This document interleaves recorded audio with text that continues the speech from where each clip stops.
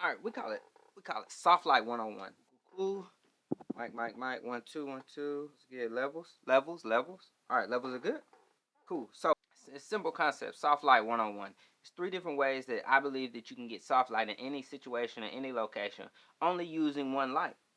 But you got to know what to use in those situations. We're not going to go into the situations. We're just going to show you what type of looks you can get based on these 3 simple lighting looks.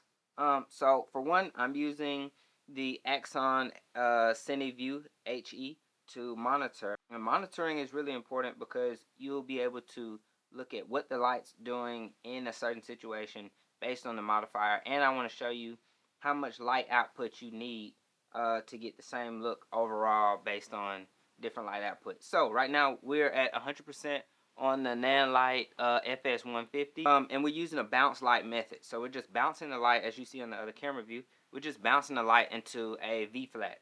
But sometimes that V-flat might need to be a wall or ceiling or just some type of reflective surface that can give you soft light that spreads equally and evenly over your subject.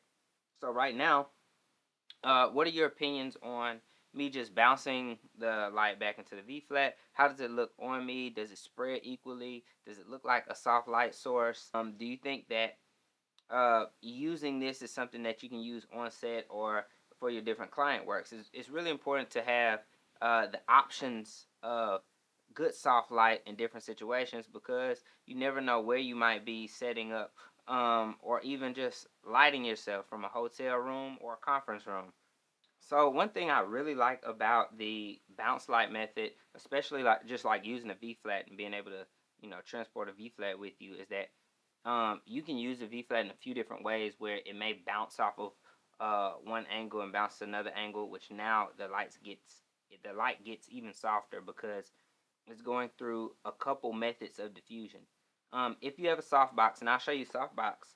If you have a softbox, I always use two that most softboxes come with 2 forms of diffusion. Use both of them because it will give the light another layer to go through because it still would be kind of harsh coming out of a softbox, but depending on what the internals of the softbox are, that's another conversation for another video.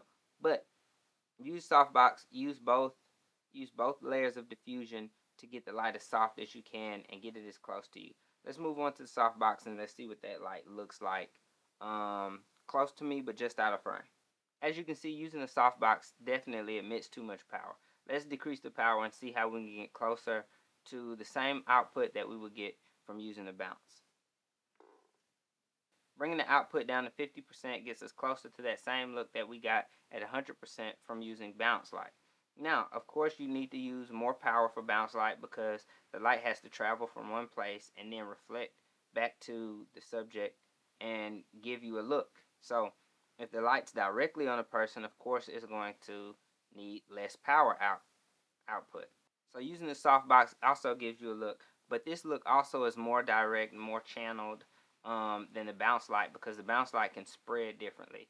This is more of a soft directional light source, similar to how the diffusion panel will be, except the diffusion panel, based on the size, will be able to spread light more evenly because there's nothing inside of the panel channeling that light toward the subject.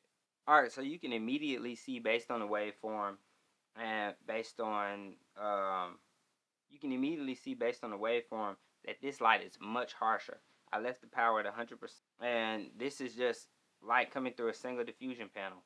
But if you don't have a softbox, if you're tight on space, then using a single diffusion panel can definitely save you on space and definitely still give you a soft look, but you're definitely going to have to bring down the amount of power coming out of the light.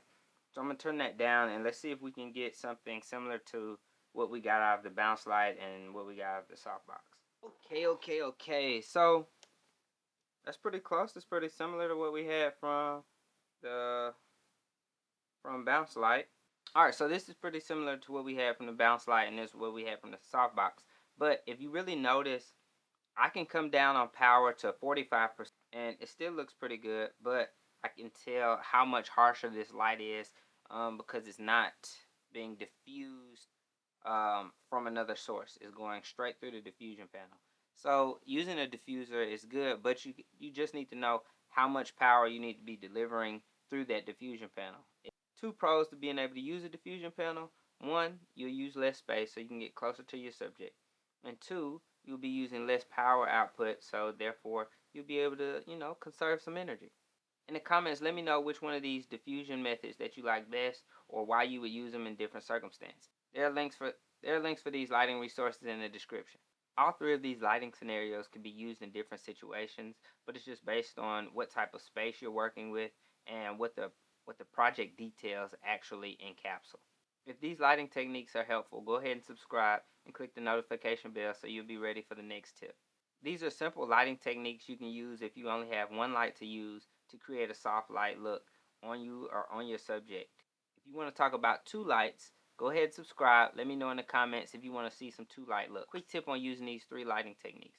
Number one, when you use a softbox, you can really be able to channel light in situations that there isn't as much ambient light coming into your subject. When there's more ambient light coming into your frame, I would personally use the diffusion panel because I can send more light into the diffusion panel, keep the light diffused, and be able to combat the light that's coming in from the sun, because you know how powerful the sun is.